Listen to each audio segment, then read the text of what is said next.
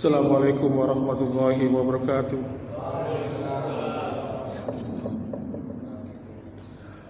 Alhamdulillah, alhamdulillahilladzi hamdan katsiran thayyiban mubarakan fi kama yuhibbu rabbuna wa yarda. Asyhadu an la ilaha illallah wahdahu la syarika lah wa asyhadu anna Muhammadan abduhu wa rasuluhu alladzi la nabiyya ba'da. Allahumma shalli wa sallim wa barik ala Muhammadin wa ala alihi wa ashabihi wa man tabi'ahum bi ihsan ila yaumiddin. Fa ya ibadallah usikum wa nafsi bi taqwallah faqad fazal muttaqun. Qala ta'ala fi kitabil karim a'udzu billahi as-sami'il 'alim minas syaitonir rajim ya ayyuhalladzina amanu taqullaha haqqa tuqatih wa la tamutunna illa wa antum muslimun. Alhamdulillah, senantiasa kita bersyukur kepada Allah Subhanahu wa taala. Kita senantiasa diberikan kesehatan sehingga dengan kesehatan itu mampu Allah hadirkan raga kita, jasmani kita untuk hadir dalam kegiatan yang diselenggarakan oleh adik-adik pemuda Muhammadiyah Kota Mojokerto.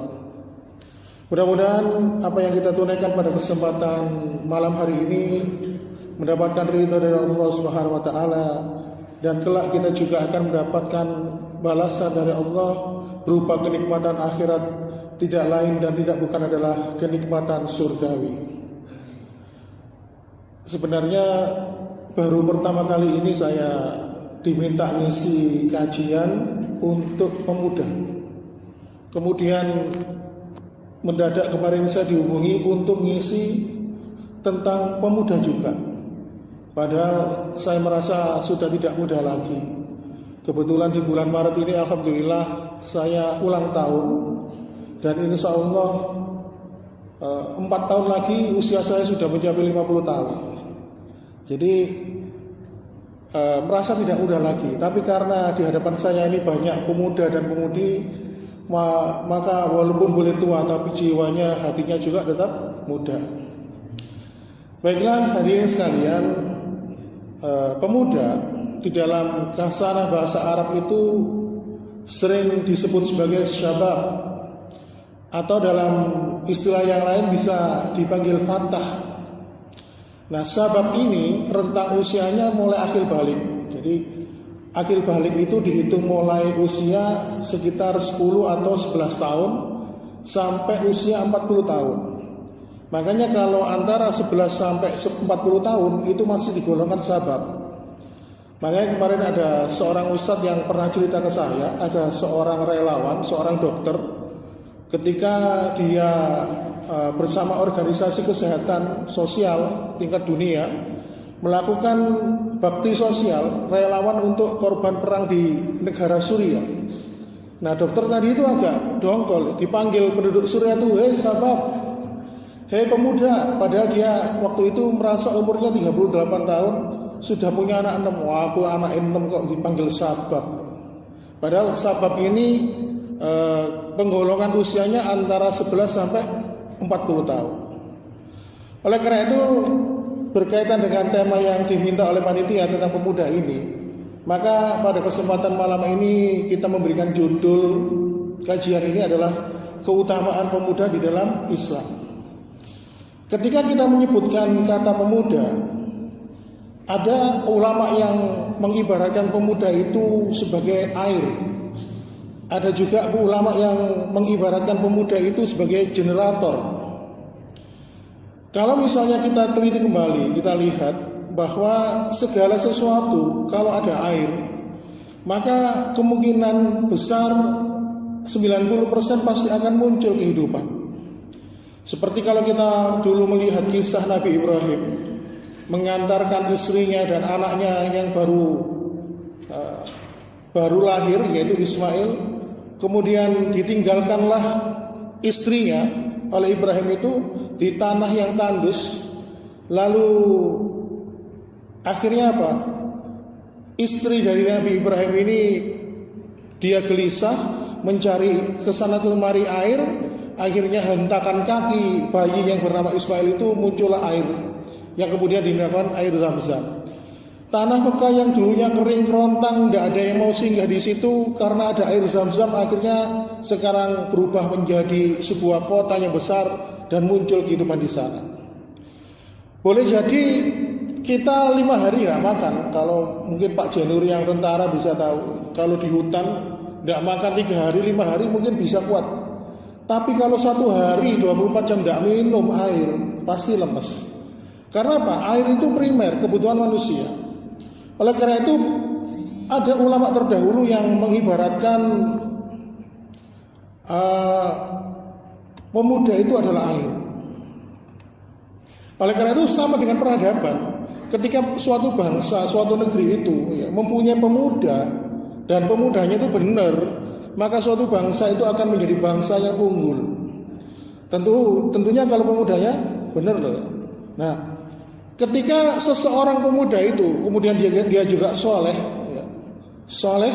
dalam arti dia itu beriman dan bertakwa kepada Allah, maka Islam pun akan menjadi jaya. Oleh karena itu maka kita jumpai betapa besar Allah itu meletakkan tanggung jawab agama ini kepada para pemuda. Karena para pemuda ini mampu dinilai kuat memikul beban dakwah.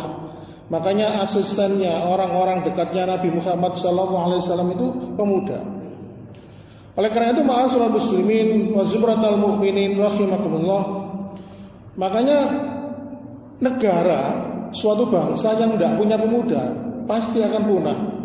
Nah, ada negara yang diprediksi akan punah di masa depan, yaitu negara Jepang. Karena apa?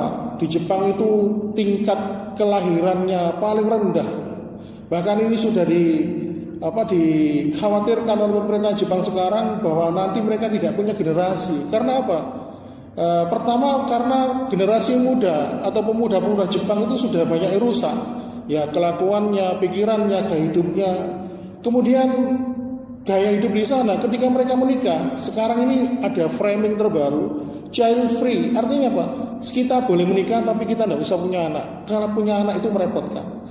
Nah, karena pola hidup yang demikian, pola dalam memandang kehidupan, akhirnya tingkat kelahiran di Jepang itu rendah. Akhirnya apa? Diprediksi beberapa tahun, puluh tahun yang akan datang, negara Jepang tidak punya generasi penerus untuk meneruskan bangsanya. Makanya begitu juga dengan Islam. Makanya Islam ini memandang pemuda itu sebagai aset yang luar biasa. Oleh karena itu ma'asyiral muslimin wa zumratal mu'minin rahimakumullah, para ulama itu memberikan ibarat perumpamaan. Pemuda itu seperti benda, dan peradaban itu seperti bayangannya. Jadi ketika benda ini lurus, berjalan lurus gini ya, maka peradaban itu juga akan lurus. Ketika pemuda itu benar, baik, beriman dan bertakwa kepada Allah, maka peradabannya juga benar. Tetapi kalau pemuda itu tidak benar, sudah rusak, ya, sudah melakukan kenakalan remaja dan sebagainya, maka peradaban itu bisa menjadi kemunduran.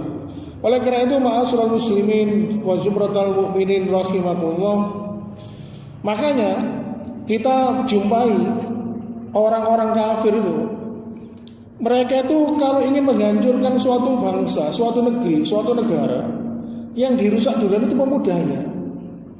Ya, seperti kalau kita melihat, kalau saya dulu lahirnya tahun 70-an, berarti saya masa remaja saya itu sekitar tahun 80-90.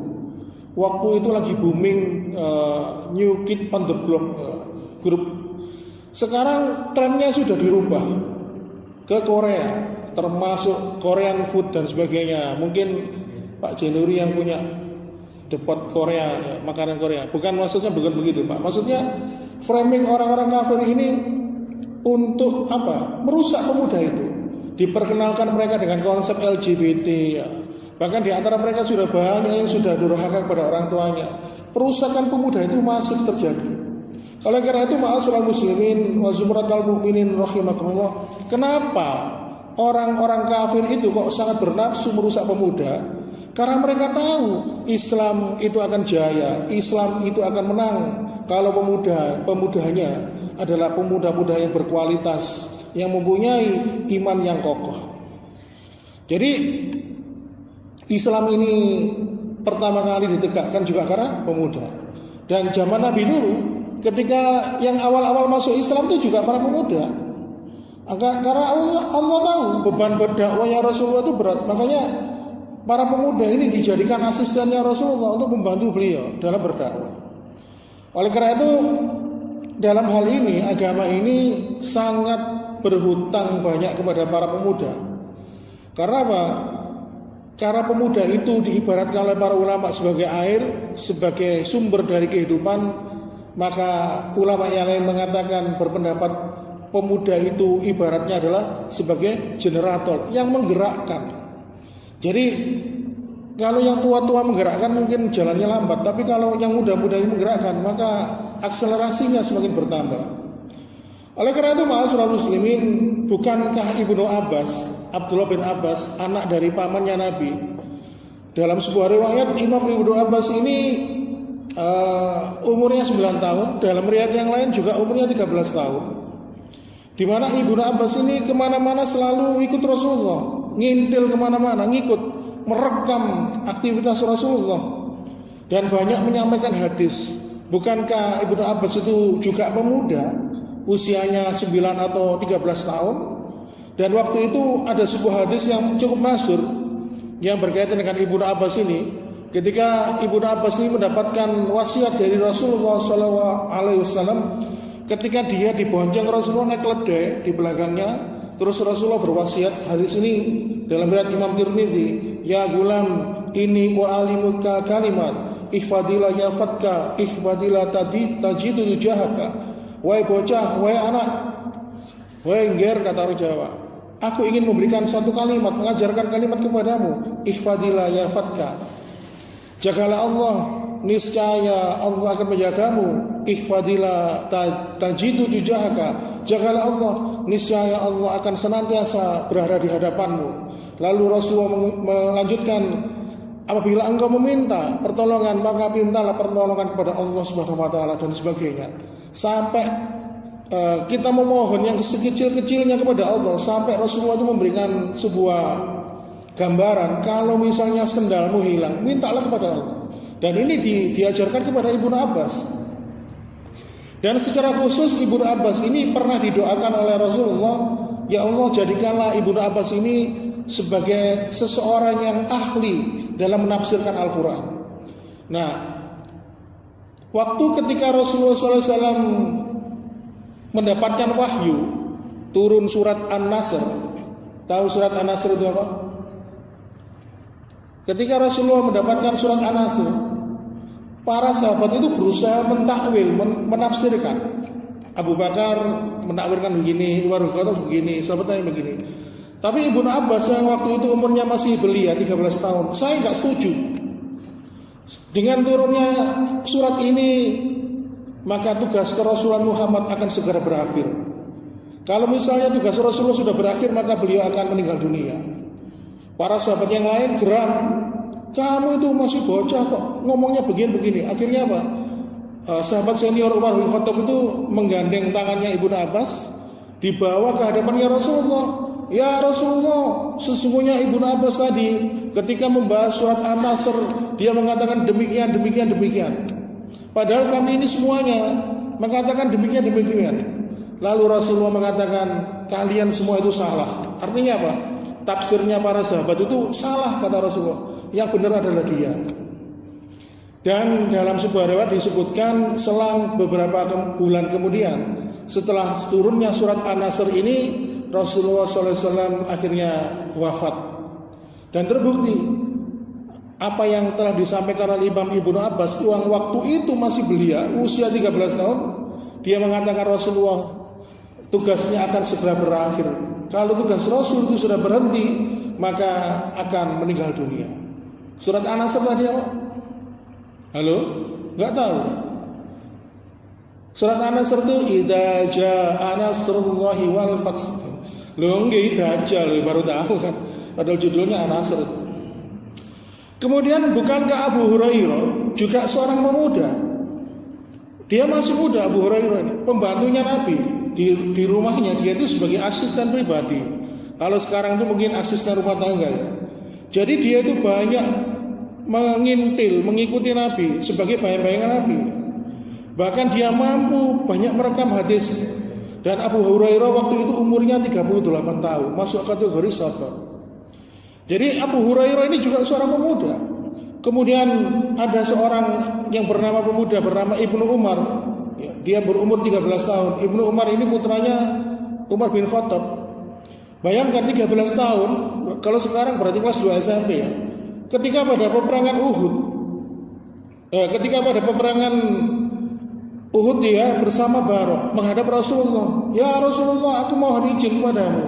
Izinkanlah kami berdoa ini untuk ikut perang. Tapi Rasulullah tidak mengizinkan. Akhirnya apa?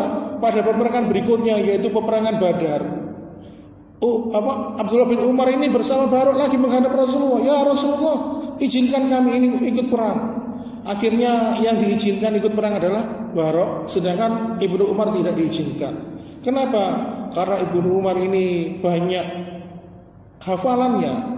Karena dia ini banyak pemahaman agama tentang Al-Quran ini dan Sunnah itu begitu luas. Makanya Rasulullah SAW dulu sangat menseleksi bagi sahabat-sahabat yang berilmu itu tidak dilarang untuk ikut perang, untuk menjaga agama ini supaya ilmu literatur itu selalu terjaga. Jadi itulah hutang Islam agama ini kepada pemuda. Makanya jika dada pemuda ini diisi oleh iman dan takwa kepada Allah, maka kita akan dapat jumpai dalam kehidupan mereka tentang sirah perjalanan sejarah para sahabat dan Nabi. Misalnya kalau kita memasuki tahun baru Hijriah, itu kan peristiwa hijrah. Kenapa Rasulullah SAW itu kok bisa sukses hijrah dari kota Mekah ke kota Madinah? Kenapa kok penduduk Madinah waktu itu ujuk-ujuk menerima kedatangan Rasul berserta sahabat dari kota Mekah yang akhirnya dinamakan dengan sahabat Muhajirin dan Ansor? Mereka dipersaudarakan. Kenapa? Karena ada satu orang pemuda yang mempunyai jasa besar untuk itu. Dia adalah seorang pemuda rupawan namanya Mus'ab bin Umair. Jadi Mus'ab bin Umair ini kata para ulama dia adalah pemuda langit. Karena banyak melahirkan keutamaan. Ya, dia dulu dari kalangan bangsa Quraisy yang bangsawan, dari keluarga sultan. Dia kaya raya. Wis ganteng, pakaiannya itu mahal-mahal, rambutnya klimis terus ya. Nah, saking tampannya fatayat atau wanita muda, gadis-gadis pada waktu itu sampai kesemsem kepada Mus'ab bin Umar. Ketika mereka ini disebutkan atau mendengar nama Mus'ab bin Umar, mereka langsung hatinya sumringah, berbunga-bunga. Sehingga Rasulullah SAW dalam sebuah riwayat secara khusus menyampaikan tentang Mus'ab bin Umar ini, alam ara, aku tidak pernah melihat ahsana lammatan, orang yang begitu rapi rambutnya, sampai begitu halus pakaiannya yang dia kenakan, walaun amma min nikmatin, dan nikmat yang paling besar dinikmati oleh seorang kecuali aku mendapati itu semua pada Mus'ab bin Umair. Artinya apa? Rasulullah mengatakan seluruh kenikmatan dunia ini sudah dirasakan oleh Mus'ab bin Umair. Dia itu seorang pemuda yang gagah, rupawan, tampan, kaya raya dari keluarga sultan. Bahkan seorang sahabat yang bernama Zubair bin Awam ini mengatakan kalau Mus'ab bin Umar itu akan datang kepada suatu lokasi, ke tempat, sebelum dia datang, parfumnya itu sudah datang duluan. Jarak beberapa langkah, dia akan datang ke kerumunan seseorang. Orang yang didatangi itu tahu ini Mus'ab bin Umar mau datang. Kenapa? Parfumnya itu wangi banget. Dan parfumnya ini dari jenis yang mahal. Bayangkan. Nah, suatu ketika Mus'ab bin Umar ini mendapatkan hidayah, panggilan hatinya tertarik dengan ajaran Nabi. Akhirnya apa? Dia mengikrarkan 2 kalimat syahadat. Terus kemudian setiap malam dalam kesempatan dia mengendap-endap ke rumahnya Nabi untuk belajar agama. Sampai akhirnya ketahuan ibunya yang begitu sayang kepadanya dan teguh memegang ajaran nenek moyangnya, sempat marah. Akhirnya apa? Mus'ab bin Umar ini dikurung, ya, dimasukkan ke dikurung di dalam rumahnya, tidak dikasih makan berhari-hari. Dia dibiarkan kelaparan dan kehausan. Tetapi karena hidayah telah masuk ke dalam hati sanubarinya dan dia telah muncul rasa cintanya kepada Allah Subhanahu wa taala, maka semuanya itu dia menggoyahkan imannya. Bahkan tidak hanya itu, dia sempat disiksa, dipukuli dan sebagainya. Akhirnya lama setelah dia mendapatkan siksaan itu, Mus'ab bin Umar pun akhirnya apa? Dia berhasil melarikan diri dan akhirnya dia ke tempatnya Rasulullah.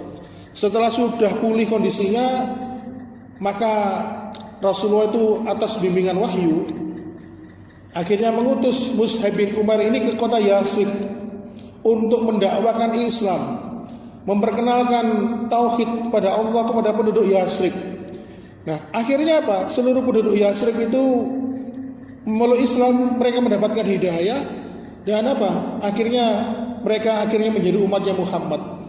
Dan ketika Nabi Muhammad ini akan datang dari kota Makkah ke kota Madinah untuk hijrah, penduduk Yathrib yang sudah sebelumnya sudah beriman, mengakui Nabi dan Rasul, mengakui Nabi sebagai Rasul, sudah mengenal Islam, beriman dan bertakwa kepada Allah. Ketika mendengar kedatangan Rasulullah ke kota Madinah untuk hijrah ke kota Yathrib, mereka menyambut gembira dengan hati yang berbunga-bunga. Akhirnya setelah Rasulullah SAW berpindah tempat dari kota Mekah ke kota Madinah, akhirnya kota Yathrib itu pun berubah nama menjadi kota Madinah. Maka inilah keutamaan Mus'ab bin Umar. Bayangkan, dia mampu dengan ilmunya ketika dia mengajarkan ilmu kepada penduduk kota Yathrib atau kota Madinah. Akhirnya dengan lantaran apa yang dia sampaikan itu, seluruh penduduk kota Madinah pun akhirnya beriman dan bertakwa kepada Allah. Makanya ketika Rasulullah itu pernah memberikan tugas kepada menantunya Ali bin Abi Thalib, ya, ke benteng Khaybar untuk berdakwah. Benteng Khaybar ini dihuni mayoritas kaum Yahudi. Dia mengatakan, fa wallahi la ayyadallahu bika rajulan wahidan khairul laka min khumrina. Wahai Ali, sungguh demi Allah, jika engkau berdakwah kepada orang-orang yang belum mengenal hidayah, belum mengenal Allah, belum mengenal Islam, lalu mereka ini kemudian mengikutimu dengan apa yang engkau sampaikan, dengan ilmu yang engkau ajarkan, lalu mereka mendapatkan hidayah, akhirnya masuk ke dalam Islam, khairul laka min khumri na'am, sungguh itu semua lebih utama dibandingkan khumri na'am, onta merah. Jadi hewan onta di Arab waktu itu adalah binatang yang sangat luar biasa mahalnya. Makanya ada beberapa varian onta. Yang paling mahal itu onta yang merah. Nah, kembali kepada cerita saat Mus'ab bin Umar. Mus'ab bin Umar ini akhirnya apa? Seorang pemuda begitu berjasa, bisa memuluskan tugas Rasulullah SAW dari Allah untuk berhijrah dari kota Mekah ke kota Madinah. Semua ini atas peran dari Mus'ab bin Umar. Kemudian Mus'ab bin Umar ini juga punya sahabat, teman karib, juga dari kalangan sultan, juga dari kalangan bangsawan, dari suku Quraisy, namanya Sa'ad bin Abi Waqqas. Mereka ini pantaran, usianya sekitar 17 tahun. Nah, kalau Sa'ad bin Abi Waqqas ini, kalau orang Jawa bilang tuh sik mambu dulur jadi mambu dulur sama dengan Nabi. Jadi sukunya ini rasnya ini masih berdekatan. Nah, ibunya yang bernama Hammah, kalau nggak salah yang pernah saya baca ini, teguh memegang ajaran nenek moyangnya. Ketika mendapati anaknya Sa'ad bin Abi Waqqas, anak yang disayangi, yang dicintainya, dia mengikuti ajaran Muhammad, ibunya begitu murka. Ibunya begitu murka. Karena apa? Dia merasa dikhianati oleh anaknya. Terus akhirnya apa? Ibunya ini menyangka memang saat Abi Waqqas ini sangat mencintai ibunya, sangat menghormati ibunya. Akhirnya apa? Ibunya ini mengancam mau gok makan. Wahai putraku, jika engkau tidak melepaskan ajaran Muhammad, maka aku tidak akan pernah makan dan minum. Biarkanlah aku mati kelaparan. Karena Sa'ad bin Abi Waqqas mendapatkan hidayah dari Allah, sudah muncul rasa cintanya kepada Allah, maka Sa'ad bin Abi Waqqas pun tidak goyah. Walaupun ibunya ngancam tidak makan dan minum, dia dalam sebuah riwayat mengatakan, wahai ibuku, jikalau engkau mempunyai 70 nyawa dan nyawa itu satu persatu keluar dari tubuhmu, maka aku pasti dia akan pernah meninggalkan ajaran yang telah dibawa oleh Muhammad sallallahu alaihi wasallam. Akhirnya apa? Karena keteguhan hatinya, akhirnya ibunya baru menyadari. Nah, ini contoh pemuda. Bayangkan 17 tahun, Pak. Kemudian ada lagi kisah yang lain, seperti kisahnya pemuda yang namanya Zaid. Zaid ini kebetulan dia, kalau tadi itu dua pemuda sultan, ya, Musa bin Umar dan Sa'ad bin Abi Waqqas. Kalau ini kebalikannya, Zaid ini pemuda yang miskin. Wis miskin, elek, ireng, ya, pede, pentang dedek. Ya, sampai usia 30 tahun dia itu belum nikah. Karena dia minder, pekerjaannya juga serabutan, dia tidak punya banyak uang, baju yang dipakai ya itu aja, cuci kering pakai. Nah, kemudian pada suatu ketika dia bertemu dengan Rasulullah. Lalu Rasul bertanya, kenapa engkau belum menikah? Wahai Rasul, siapa yang mau? Gadis mana yang mau sama aku? Aku ini sudah tidak tampan, aku ini jelek, aku ini miskin. Kebetulan postur tubuhnya juga agak sedikit pendek ya. Wis ireng, elek, awake pendek, badannya nggak tinggi maksudnya. Akhirnya apa? Zaid ini disuruh oleh Rasulullah datang kepada seorang bangsawan, di mana sang bangsawan itu punya anak perempuan yang cukup cantik, bahkan dikatakan sebagai gadis anak yang tercantik di daerah itu, namanya Zulfah. Lalu kemudian Zaid ini datang ke rumah itu menemui orang tuanya. Lalu dia datang kepada tuan rumah mengatakan, saya kesini ingin melamar putri tuan. Terus melihat perawakannya Zaid seperti itu, si tuan rumah yang dikenal kaya raya kaget, sedikit meminjingkan mata. Kok anakku banyak menolak lamaran orang, kok ada pemuda yang penampilannya seperti ini, kok seperti ini berani melamar anakku. Lalu dipanggillah putrinya yang bernama Zulfa tadi. Lalu datanglah, hei Zulfa, ini ada seorang pemuda bernama Zaid ingin melamarmu. Ketika Zulfa melihat Zaid ini secara fisik, dia menangis. Wahai ayahanda, engkau sendiri tahu banyak putra raja, putra bangsawan yang meminang aku menolaknya. Lalu sekarang ada datang seorang pemuda dengan keadaan seperti ini. Lalu akhirnya apa? Dengan tertunduk malu, dengan perasaan minder, Zaid pun mengatakan, baiklah kalau begitu, saya nanti akan sampaikan kepada Rasulullah kalau putri tuan menolak lamaran saya. Nah, ini bedanya orang beriman sama enggak. Ketika Zulfa mendengar Rasulullah, lalu tunggu, kamu tadi kok mengatakan Rasulullah, ada apa dengan Rasulullah? Lalu Zaid mengatakan, sesungguhnya saya datang ke sini untuk melamar engkau Zulfa itu atas perintah Rasulullah. Lalu 180 derajat Zulfa berubah. Baiklah, kalau memang itu perintah dari Rasulullah, maka aku menerima lamaran. Aku ingin siap menjadi istrimu. Bayangkan, karena orang beriman itu disebutkan oleh Allah Subhanahu wa taala di surat An-Nur ayat 51, sami'na wa ata'na. Kalau Rasulullah sudah mengatakan demikian, mereka tidak ada hal yang lain kecuali sami'na wa ata'na. Menurut. Lalu akhirnya apa? Ditetapkanlah waktu pernikahan antara Zaid dan Zulfa. Dan akhirnya apa? Rona kebahagiaan, wajahnya memancar dari wajahnya Zaid ini. Dan ketika ditentukan nanti malam Zaid dan Zulfa ini menikah, ternyata siang harinya Rasulullah SAW menyampaikan mobilisasi. Mobilisasi itu pengumuman bahwa kita akan berperang melawan kaum kafir, orang-orang musyrikin.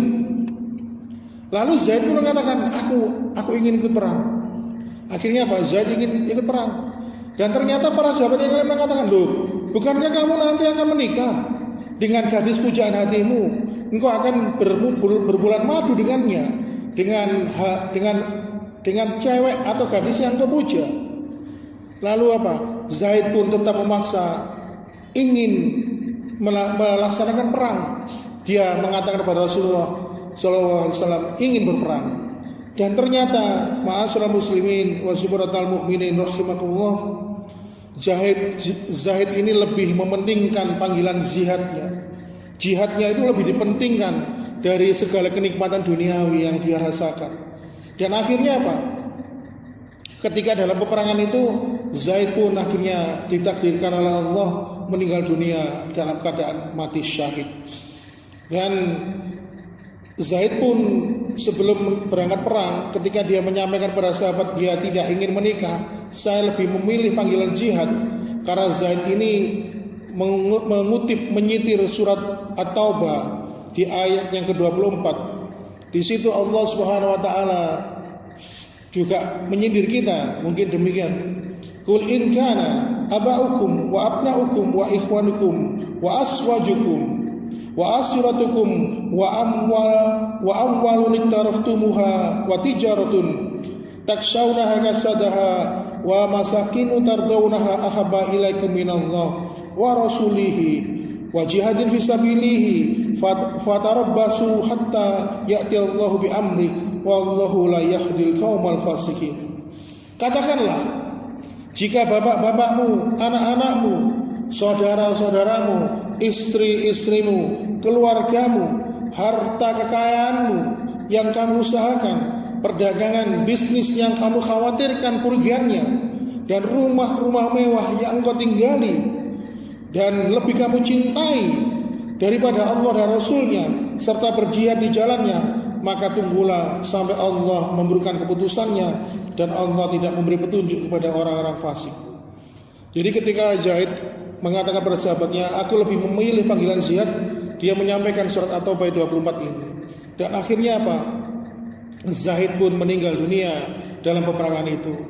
Dan Rasulullah SAW waktu itu langsung melihat, dalam sebuah riwayat disebutkan mendung, langitnya itu tiba-tiba mendung, dan lihatlah, kata Rasulullah, Zaid dijemput oleh bidadari yang lebih cantik wajahnya dari Zulfa. Lalu Rasulullah SAW mengutip surat Ali Imran ayat 169, wala tasabannal ladzina qutilu fi sabilillahi amwat bal ahya'un inda rabbihim zurzakun. Dan janganlah sekali-kali kamu mengira bahwa orang yang gugur di jalan Allah itu mati. Sebenarnya mereka itu hidup di sisi Tuhannya, dan mereka juga mendapatkan rezeki. Maka pada saat itulah jamaah sekalian, ma'asyiral muslimin, para sahabat yang menyaksikan itu, juga termasuk Zulfa, mendengar kabar ini, mereka terharu menangis. Dan Zulfa pun berkata, ya Allah, alangkah bahagianya calon suamiku.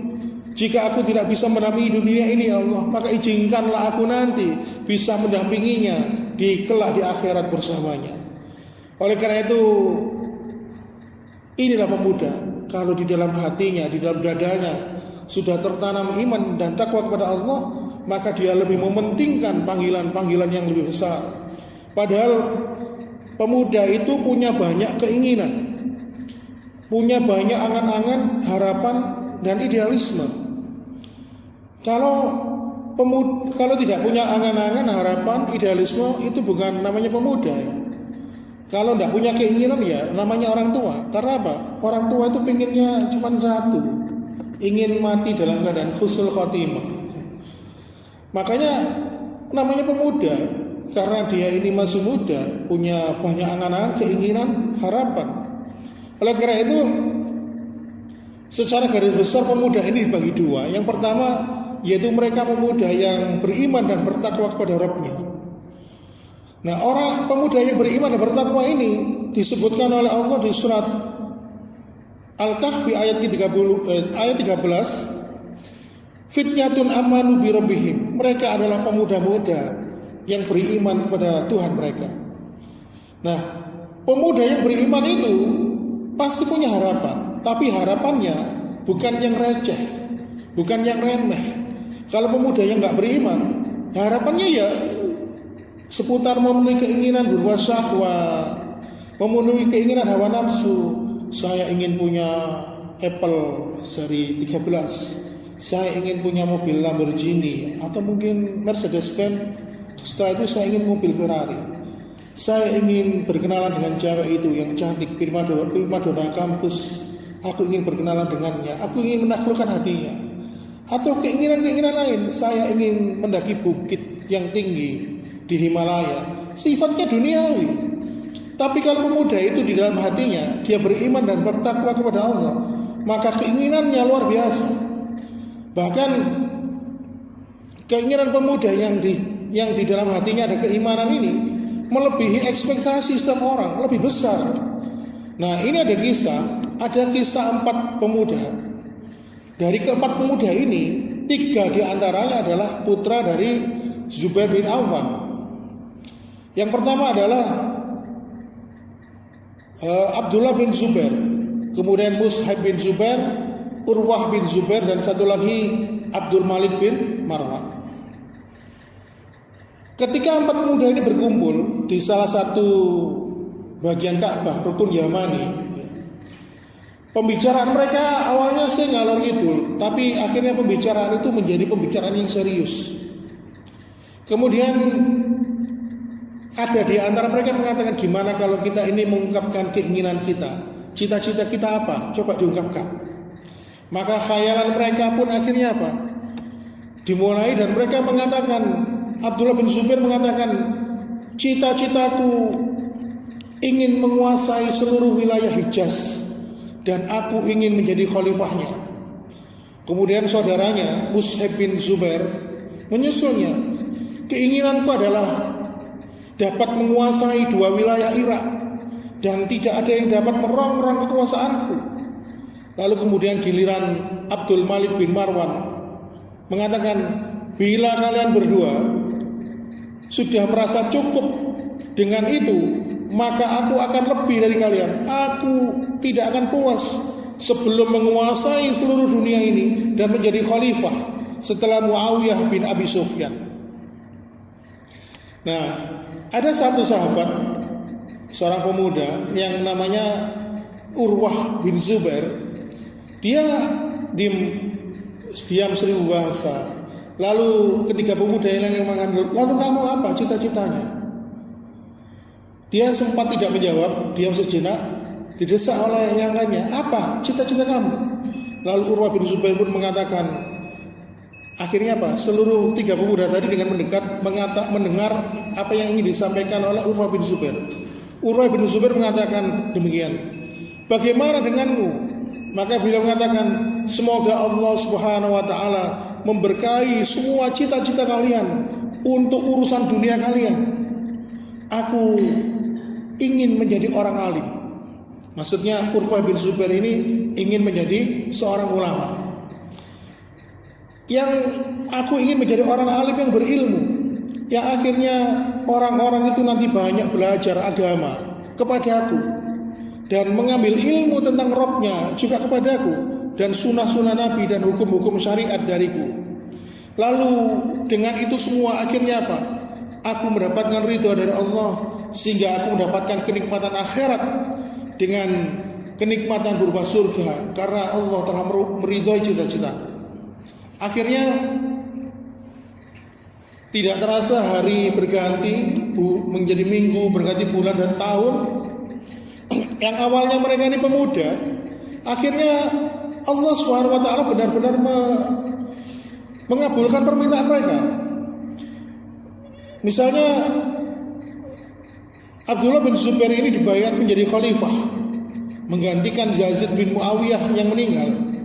Kemudian dia juga menjadi hakim atas Hijaz, Mesir, Yaman, Khurasan dan Irak, yang pada akhirnya dia terbunuh di Ka'bah, tidak jauh dari tempatnya dia mengungkapkan cita-citanya dulu. Sedangkan Mus'ab bin Zubair telah menguasai Irak sepeninggal saudaranya Abdullah, dan akhirnya dia juga terbunuh dalam mempertahankan wilayah kekuasaannya. Kemudian Abdul Malik bin Marwan yang dia tadi mengatakan ingin menguasai seluruh dunia, akhirnya menjadi khalifah setelah terbunuhnya Abdullah bin Zubair dan saudaranya Mus'ab.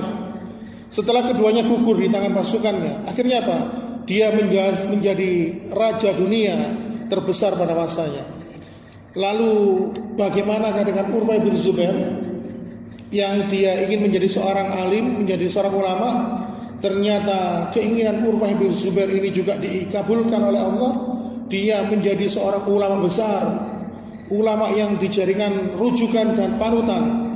Dan bahkan waktu itu dia menaungi 7 ulama yang ada di kota Madinah pada waktu itu. Dan akhirnya apa?